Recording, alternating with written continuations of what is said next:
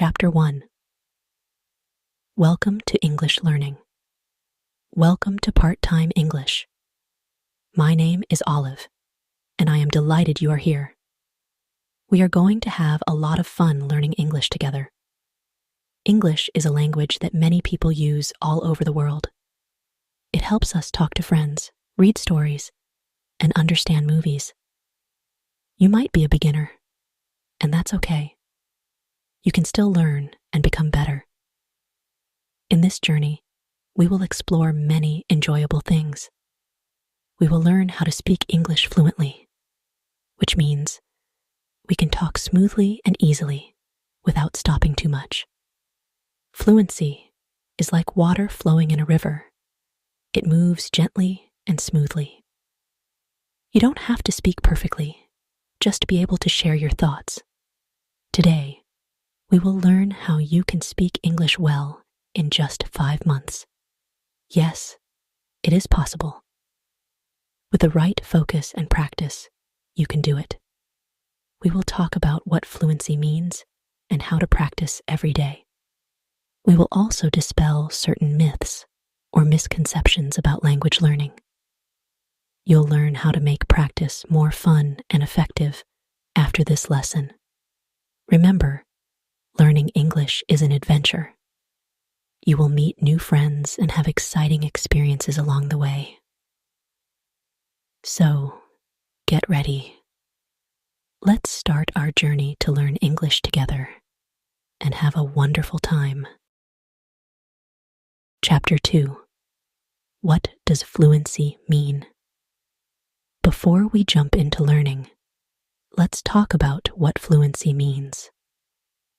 Some people think that being fluent in English means you have to speak perfectly, just like a native speaker. But that's not true. Fluency means you can share your thoughts and ideas easily. Think of fluency like riding a bike. At first, it might be hard, and you might fall. But after practice, it gets easier.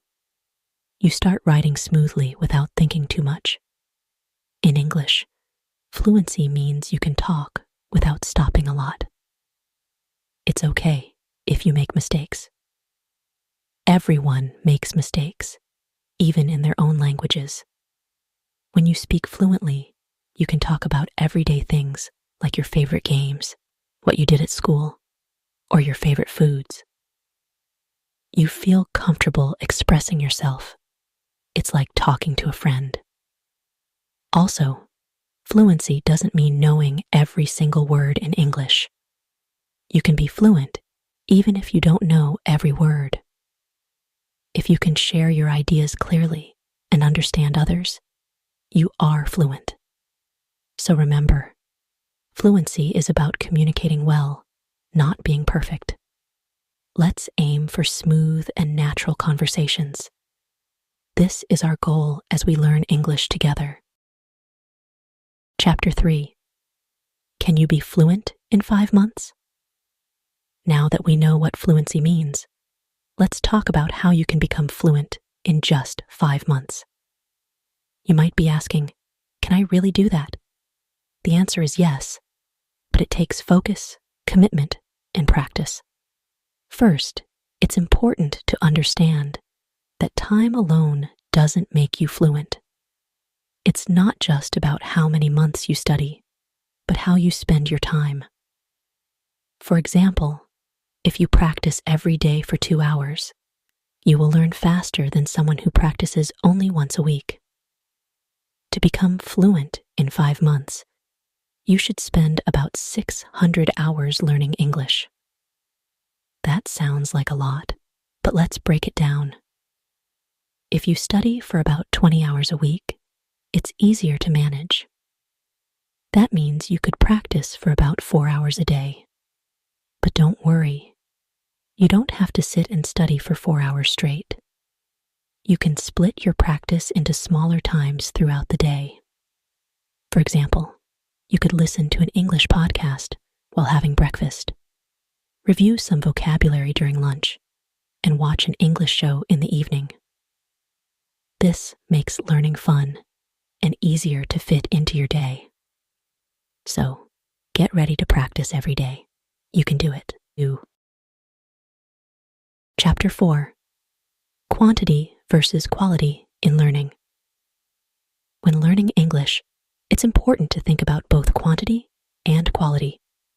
Quantity means how much time you spend practicing. Quality means how well you use that time. To learn English fast, you need both. Let's talk about quantity first. To reach fluency in 5 months, you need to practice a lot. This means spending many hours listening, speaking, reading, and writing in English. Remember, you want to aim for about 600 hours total. That means about 4 hours a day. Now, let's focus on quality. Spending 5 hours just listening to English without paying attention won't help you learn. Instead, you want to make your practice time exciting and helpful. Here's how you can do that. Focused practice. When you practice, pay attention. Try to understand what you hear and see. Comprehensible input. Choose things that are not too challenging for you. If a show is too difficult, you might get confused. Speaking practice. Practice speaking. Talk to yourself, friends, or find a language partner to chat with. Emotional engagement. Have fun. Pick topics you love, like your favorite movies or games. The more you enjoy it, the better you'll learn. With a mix of quantity and quality, you can make your learning time effective and enjoyable. Chapter 5: Common myths about learning languages. Let's talk about some common myths about learning languages. Myths are wrong ideas that many people believe. When we learn English, it's useful to know what's true and what's not. Myth 1: you need to know thousands of words to be fluent. Many people think you have to memorize many words to speak well. But you only need about 4,000 common words to have everyday conversations. That's much less than you might think. Myth 2: you need to be perfect. Some learners feel scared to speak because they think they have to say everything perfectly. Remember, making mistakes is a part of learning. Even native speakers make mistakes sometimes. Myth 3: you have to live in an English-speaking country to learn. While it helps, you can learn English anywhere. With practice and the right resources, you can learn in your own home. Myth 4: learning English takes a long time. While some people take years, you can become fluent in 5 months if you practice every day. Knowing these myths helps you focus on what really matters. You don't need to worry about being perfect or knowing everything. You just need to practice and have fun. Let's keep moving forward on our English learning journey. Chapter 6: The Power of Listening. Listening is one of the most important skills for learning English. When you listen, you don't just learn new words, you also learn how English sounds. Listening helps you understand how to speak naturally. Imagine you are listening to a favorite song in English. You hear the words, the rhythm, and the way the singer sounds. This is training your ear. You want to listen to as much English as you can. You can listen to podcasts, audiobooks, TV shows, or songs. Choose things that you enjoy. It makes learning easier and more fun. When you listen, try to pay attention to how people say words and sentences. One great way to practice is called shadowing. This means you listen to a short audio clip and repeat what you hear just after the speaker. It's like playing a game. You can try to match their tone and speed.